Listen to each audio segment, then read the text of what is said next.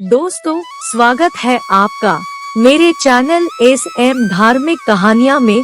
दोस्तों, देवउठनी एकादशी का पर्व चतुर्मास के अंत के प्रतीक के रूप में मनाया जाता है। देवउठनी एकादशी को देवोत्थान एकादशी, एकादशी प्रबोधिनी या देवथान के नाम से भी संबोधित किया जाता है। इस एकादशी से सभी मांगलिक कार्य जैसे शादी ब्याह, मुंडन आदि शुरू हो जाते हैं। प्रति वर्ष कार्तिक शुक्ल एकादशी तिथि को रखे जाने वाला देवउठनी एकादशी का यह व्रत भगवान विष्णु का समर्पित होता है। इस दिन भगवान विष्णु अपनी योग निद्रा से जागते हैं और ब्रह्मांड के संचालन में अपना पुनः योगदान देते हैं। हिंदू धर्म में देवोत्थान एकादशी से शादियों का प्रारंभ हो जाता है। देवउठनी एकादशी को अबूझ मुहूर्त भी माना जाता है, जिसका अर्थ यह है कि इस दिन बिना शुभ देखे भी कोई भी मांगलिक कार्य संपन्न हो जाते हैं। हिंदू पंचांग के अनुसार साल में कुल 24 एकादशी आती है, लेकिन उन सभी में देवउठनी एकादशी सबसे महत्वपूर्ण और लोकप्रिय एकादशी में से एक मानी जाती है। व्रत एकादशी हिंदू कैलेंडर में सबसे महत्वपूर्ण संस्कारों में से एक है और हिंदू धर्म में इसका अत्यधिक सम्मान किया जाता है। भगवान विष्णु एकादशी के दिन का सम्मान करते हैं और कहा जाता है कि जो लोग व्रत रखते हैं उन्हें आशीर्वाद, समृद्धि और पूर्णता मिलती है। कार्तिक माह में शुक्ल पक्ष के दौरान देवउठनी एकादशी का त्योहार मनाया जाता है। यह आशाजनक कार्यों की शुरुआत का प्रतीक है। हिंदू परंपराओं में इस एकादशी को देवोत्थान के रूप में अत्यधिक सम्मानित किया जाता है, जो भगवान विष्णु के जागने का दिन है, जो अच्छे कार्यों की शुरुआत का प्रतीक है। 20 नवंबर और 23 को देवउठनी एकादशी है। शुभ मुहूर्त तिथि 22 नवंबर 2023 को रात 11:03 बजे से शुरू होगी और 23 नवंबर को रात 9:01 बजे समाप्त होगी और 9 नवंबर को एकादशी मुहूर्त सुबह 8 बजे से शुरू होगी। 8 नवंबर 2023 को और 9 नवंबर 2023 को सुबह 10:41 बजे समाप्त होगी। देवउठनी एकादशी का महत्व। इस दिन दान पुण्य करने वाले व्यक्तियों को शुभ फल की प्राप्ति होती है। देवउठनी एकादशी के दिन तुलसी विवाह का बहुत अधिक महत्व बताया जाता है। इस एकादशी पर भगवान विष्णु समेत सभी देवताओं की पूजा अर्चना की जाती है। देवउठनी एकादशी भगवान विष्णु 4 महीने निद्रा से जागते हैं और सृष्टि का संचालन करते हैं। इस एकादशी से विवाह के अलावा गृह प्रवेश, मुंडन व अन्य मांगलिक कार्यों का शुभारंभ हो जाता है। हिंदू धर्म कार्तिक मास का बहुत अधिक महत्व बताया जाता है। ऐसे में इस माह में आने वाली यह देवउठनी एकादशी के दिन जो भी व्यक्ति पूरी श्रद्धा व विधि विधान से व्रत रखता, उनकी सभी मनोकामनाएं पूर्ण होती है। आइए आगे सुनते हैं देवउठनी एकादशी की 3 प्रचलित व्रत कथाएं। देवउठनी एकादशी की पहली व्रत कथा शंखासुर नामक राक्षस की है। शंखासुर ने तीनों लोकों में बहुत ही उत्पात मचाया हुआ था। तब सभी देवताओं के आग्रह करने पर भगवान विष्णु ने उस राक्षस से युद्ध किया और यह युद्ध कई वर्षों तक चला। युद्ध में वह असुर मारा गया और इसके बाद भगवान विष्णु विश्राम करने चले गए। कार्तिक शुक्ल एकादशी के दिन भगवान विष्णु की निद्रा टूटी थी और सभी देवताओं ने भगवान विष्णु की पूजा की थी। शिव महापुराण के अनुसार पौराणिक समय में दैत्यों का राजा दंभ हुआ करता था। वह बहुत बड़ा विष्णु भक्त था। कई सालों तक उसके यहाँ संतान नहीं होने के कारण उसने शुक्राचार्य को अपना गुरु बनाकर उनसे श्री कृष्ण मंत्र प्राप्त किया। यह मंत्र प्राप्त करके उसने पुष्कर सरोवर में घोर तपस्या की। भगवान विष्णु उसकी तपस्या से प्रसन्न हुए और उसे संतान प्राप्ति का वरदान दे दिया। भगवान विष्णु के वरदान से राजा दंभ के यहाँ एक पुत्र में जन्म लिया। इस पुत्र का नाम शंखचूड़ रखा गया। बड़ा होकर शंखचूड़ ने ब्रह्मा जी को प्रसन्न करने के लिए पुष्कर में घोर तपस्या की। उसकी तपस्या से प्रसन्न होकर ब्रह्मा जी ने उसे वरदान मांगने को कहा। तब शंखचूड़ ने वरदान मांगा कि वह हमेशा अजरमर रहे व कोई भी देवता उसे नहीं मार पाए। ब्रह्मा जी ने उसे यह वरदान दे दिया और कहा कि वह बद्रीवन जाकर धर्मध्वज की पुत्री तुलसी जो तपस्या कर रही है उससे विवाह कर ले। शंखचूड़ ने वैसा ही किया और तुलसी के साथ विवाह के बाद सुखपूर्वक रहने लगा। उसने अपने बल से देवताओं, असुरों, दानवों, राक्षसों, गंधर्वों, नागों, किन्नरों, मनुष्यों तथा त्रिलोकी के सभी प्राणियों पर विजय प्राप्त कर ली। वह भगवान श्री कृष्ण का परम भक्त था। शंखचूड़ के अत्याचारों से सभी देवता परेशान होकर ब्रह्मा जी के पास गए और ब्रह्मा जी उन्हें भगवान विष्णु के पास ले गए। भगवान विष्णु ने कहा कि शंखचूड़ की मृत्यु भगवान शिव के त्रिशूल से ही होगी, अतः आप उनके पास जाएं। भगवान शिव ने चित्ररथ नामक गण को अपना दूत बनाकर शंखचूड़ के पास भेजा। चित्ररथ ने शंखचूड़ को समझाया कि वह देवताओं को उनका राज्य लौटा दे, परंतु शंखचूड़ ने मना कर दिया और कहा कि वह महेश्वर से युद्ध करना चाहता है। भगवान शिव को जब यह बात पता चली तो वे युद्ध के लिए अपनी सेना लेकर निकल पड़े। इस तरह देवता और दानवों में घमासान युद्ध हुआ, परंतु ब्रह्मा जी के वरदान के कारण शंखचूड़ को देवता नहीं हरा पाए। भगवान शिव ने शंखचूड़ का वध करने के लिए जैसे ही अपना त्रिशूल उठाया, तभी आकाशवाणी हुई कि जब तक शंखचूड़ के हाथ में श्रीहरि का कवच है और इसकी पत्नी का सतीत्व अखंडित है, तब तक इसका वध असंभव है। आकाशवाणी सुनकर भगवान विष्णु वृद्ध ब्राह्मण का रूप धारण कर शंखचूड़ के पास गए और उससे श्रीहरि कवच दान में मांग लिया।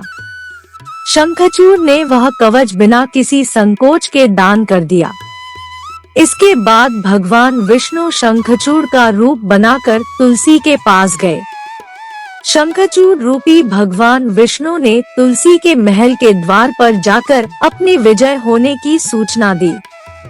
यह सुनकर तुलसी बहुत प्रसन्न हुई और पति रूप में आए भगवान का पूजन किया व रमण किया।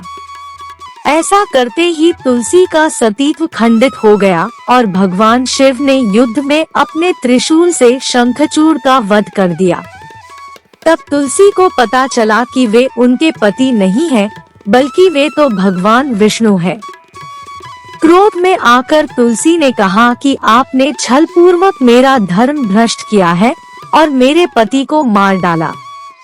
आता मैं आपको श्राप देती हूँ कि आप पाषाण होकर धरती पर रहें। तब भगवान विष्णु ने कहा, देवी, तुम मेरे लिए भारतवर्ष में रहकर बहुत दिनों तक तपस्या कर चुकी हो। तुम्हारा यह शरीर नदी रूप में बदलकर गंडकी नामक नदी के रूप में प्रसिद्ध होगा। तुम पुष्पों में श्रेष्ठ तुलसी का वृक्ष बन जाओगी और सदा मेरे साथ रहोगी। तुम्हारे श्राप को सत्य करने के लिए मैं पाषाण शालिग्राम बनकर रहूंगा। गंडकी नदी के तट पर मेरा वास होगा। देव प्रबोधिनी एकादशी के दिन भगवान शालिग्राम व तुलसी का विवाह संपन्न कर मांगलिक कार्यों का प्रारंभ किया जाता है। हिंदू धर्म मान्यता के अनुसार इस दिन तुलसी शालिग्राम विवाह करने से अपार पुण्य प्राप्त होता है। देवउठनी एकादशी की दूसरी व्रत कथा। कार्तिक माह की शुक्ल पक्ष की एकादशी को देव उठनी एकादशी कहा जाता है।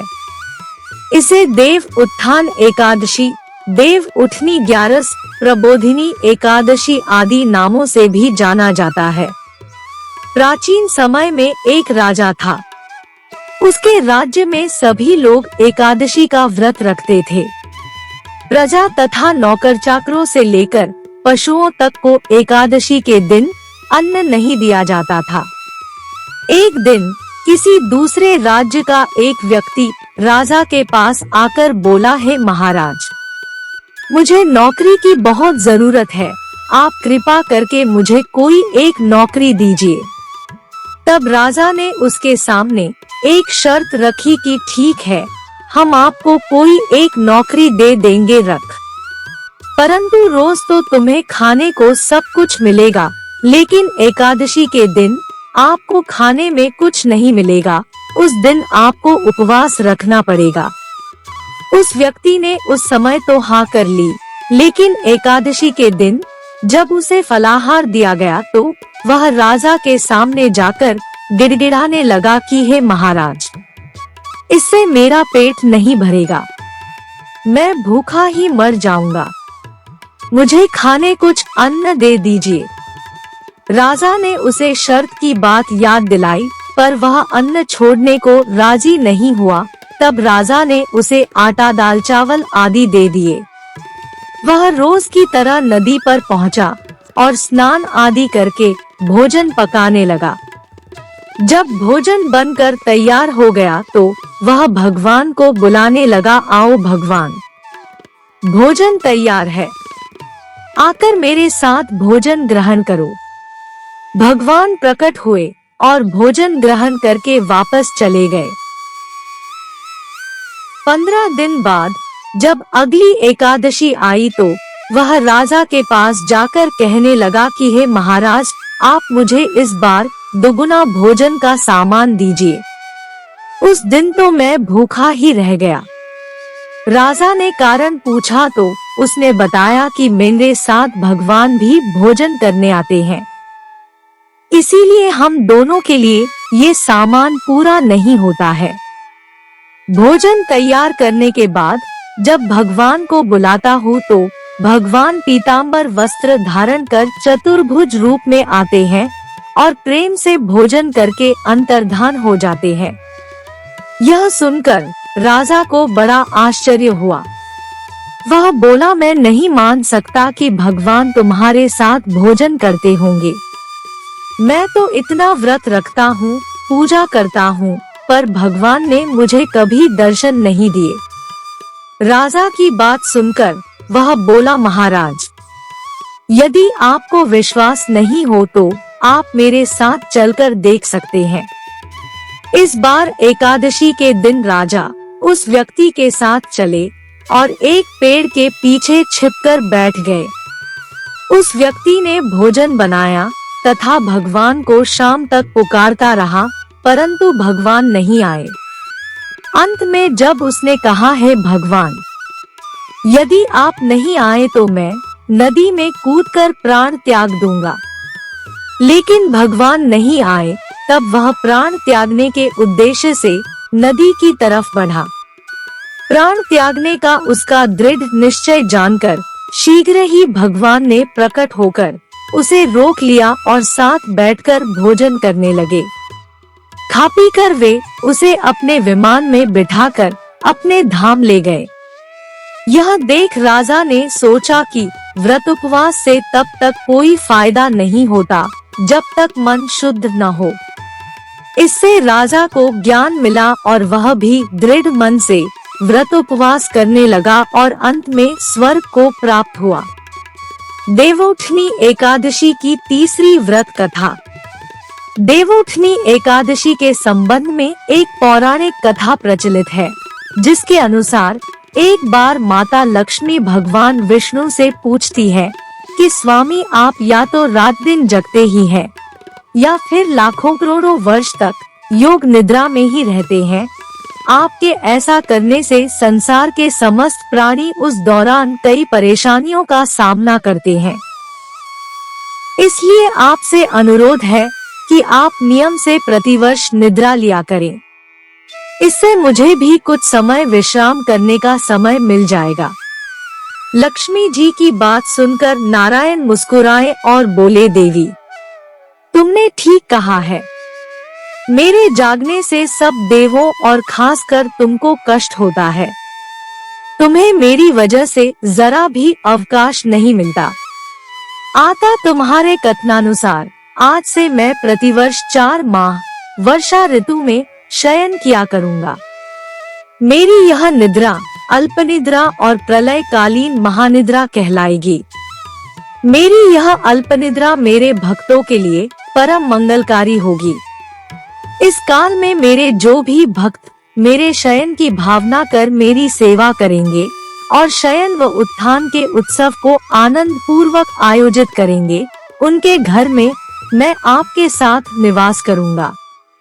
दोस्तों, कमेंट करके बताएं कि आपको हमारी यह प्रस्तुति कैसी लगी। पसंद आई तो इसे लाइक और शेयर करें तथा चैनल को सब्सक्राइब करके मेरा मनोबल बढ़ाएं। नमस्कार। विष्णु भगवान की जय।